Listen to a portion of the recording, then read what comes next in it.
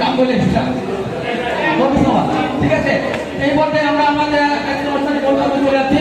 প্রথমেই অনুষ্ঠানের প্রথমে চূড়ান্ত করবেন। আগে বলছি আজকের অনুষ্ঠানের প্রধান